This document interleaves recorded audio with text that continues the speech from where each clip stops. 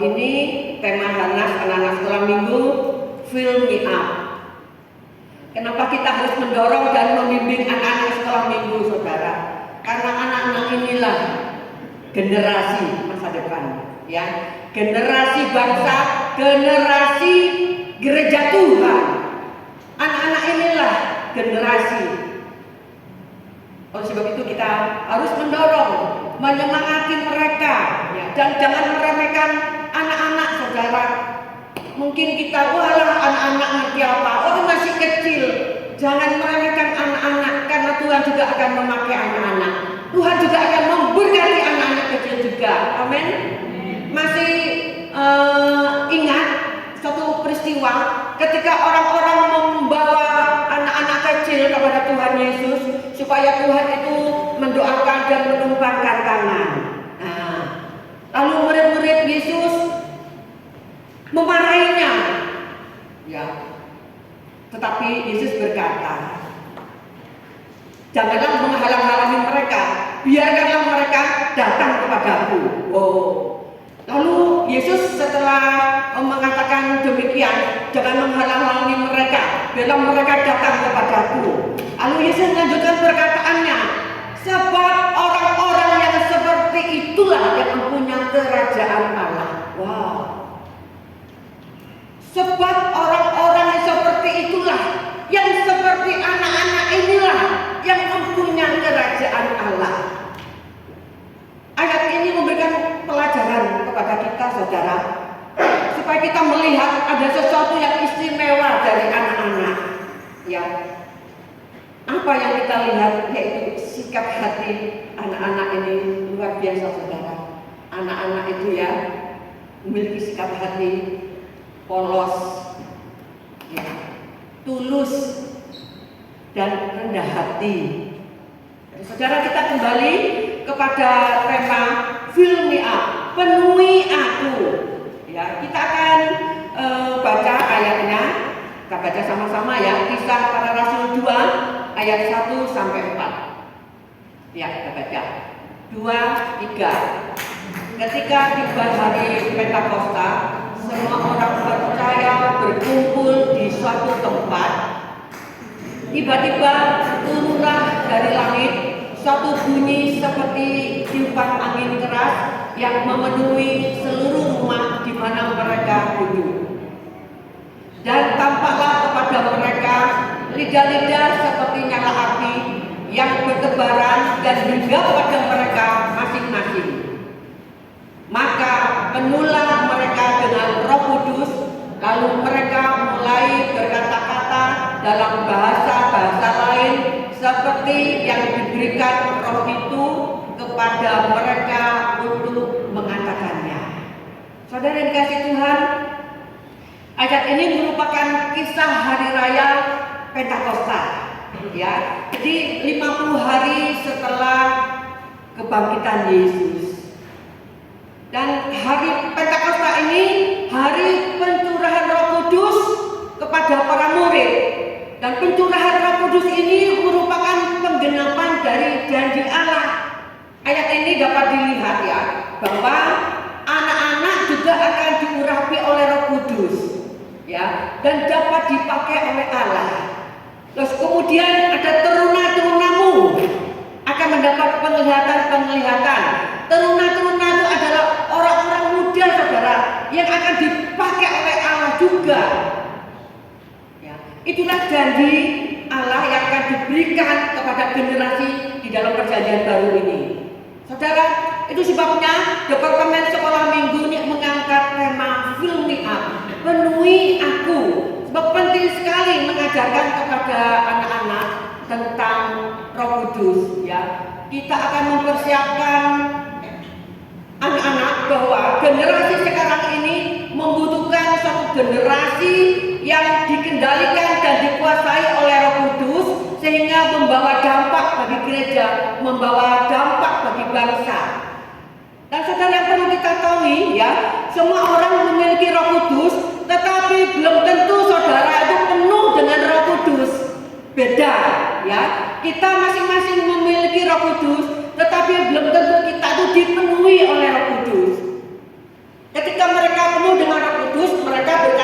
dengan bahasa-bahasa lain, tetapi bahasa ini dimengerti juga oleh orang lain, saudara. Bahasa-bahasa waktu itu yang dipergunakan itu bahasa Partia, Media, bahasa Elam, ya, bahasa Mesopotamia, bahasa Yudea. Karena pada waktu itu juga, ya, ketika hari Pentakosta itu bersamaan dengan hari panen raya. Sebenarnya di Yahudi itu Pentakosta itu merupakan hari panen raya. Jadi orang dari segala bangsa itu berkumpul di Yerusalem, ya. Pada saat itu juga terjadi pencurahan Roh Kudus. Jadi orang percaya, orang Kristen menamakan hari Pentakosta itu hari pencurahan Roh Kudus. Sedangkan di Israel sana, ya, mereka tradisi hari Pentakosta itu hari panen raya.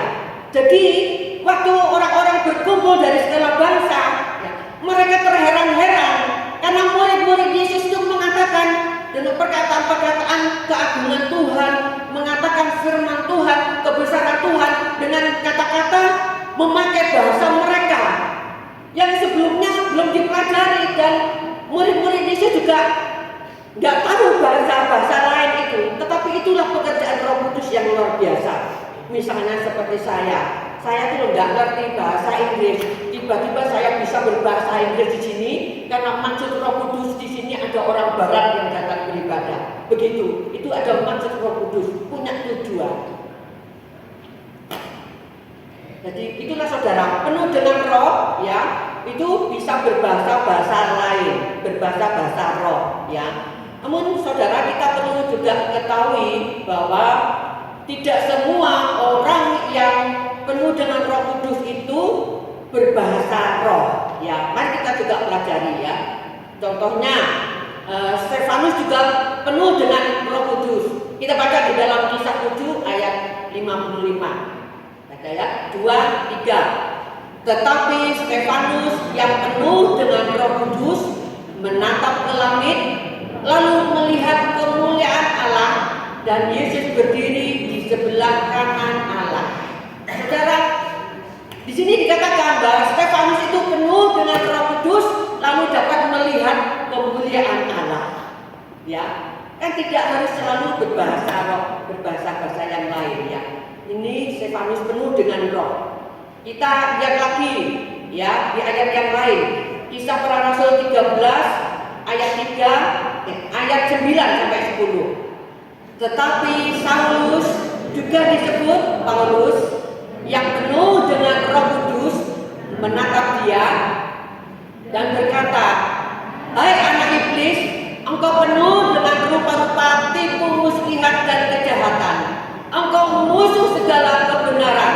Tidakkah engkau akan berhenti membelokkan jalan Tuhan yang lurus itu?"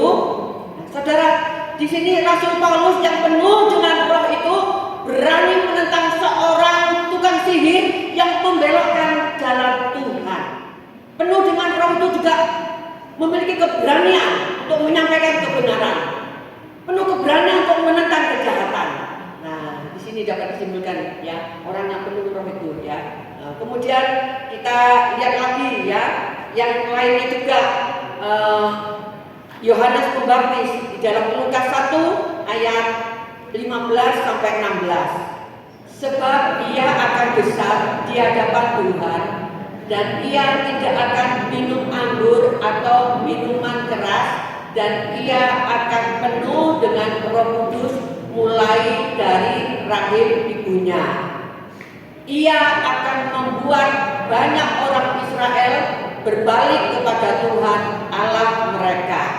Nah, saudara, di sini dikatakan Yohanes Pembaptis itu penuh dengan Roh Kudus, dan sebagai akibatnya dia tidak minum anggur atau tidak minuman keras, dan dia akan membawa orang-orang Israel kembali kepada jalan Tuhan. Berarti dapat disimpulkan bahwa penuh dengan Roh Kudus adalah suatu kondisi di mana hidup seseorang, hati seseorang, pikiran seseorang yang dikuasai seluruhnya oleh Roh Kudus. Dan di akhir firman Tuhan ini saya juga berpesan kepada anak-anak muda, ya. Ini remaja sama anak-anak pemuda, ya. Masa muda itu merupakan fase yang sangat terpenting di dalam kehidupan manusia, ya. Hingga banyak orang mengatakan masa muda itu laksana gelombang yang tertinggi di laut, yang memiliki energi, memiliki daya, kecepatan, ya, memiliki kreativitas, memiliki cita-cita yang tinggi. Tetapi jangan lupa masa muda juga merupakan satu periode yang sangat singkat juga waktunya, laksana sekuntum bunga yang juga tidak bertahan lama. Oleh sebab itu anak-anak muda, ya, biarlah jangan menyia-nyiakan waktu yang ada. Gunakan kesempatan, manfaatkan dengan sebaik-baiknya. Masa muda juga tidak akan terulang kembali. Kita minta kepada Tuhan untuk dipenuhi dengan Roh Kudus supaya apa? Engkau akan dipimpin oleh Roh Kudus ke dalam jalan kebenaran. Di dunia ini semakin banyak kejahatan, tetapi engkau berani hidup benar di tengah-tengah lingkungan yang jahat. Saudara, di dalam Mazmur 119 ayat 9 yang mengatakan, dengan apakah seorang muda mempertahankan kelakuannya bersih, yaitu dengan menjaganya sesuai dengan firman-Mu. Biarlah renungan pada pagi hari ini kan semakin kita mengerti bahwa Roh Kudus itu penting, ya, memimpin hidup kita. Dan sebagai orang percaya, kita terus minta dipenuhkan dengan Roh Kudus supaya Roh Kudus yang akan memimpin hidup kita. Saya mengundang tim musik maju ke depan.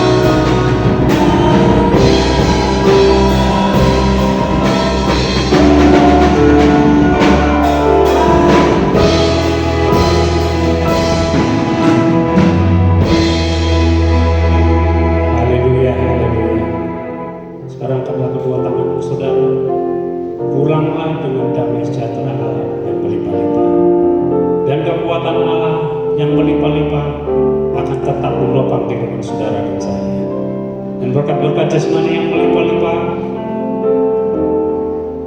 akan memelihara saudara dan saya mulai hari ini sampai Maranatha. Semua ini kami terima dalam persekutuan dengan Allah Bapa dan Putranya yang tunggal, Yesus Kristus Tuhan kita, dan Roh Kudus akan terus menyertai kami sehingga kami boleh menikmati setiap janji-janji Allah. Di dalam nama Tuhan Yesus Kristus, yang percaya boleh katakan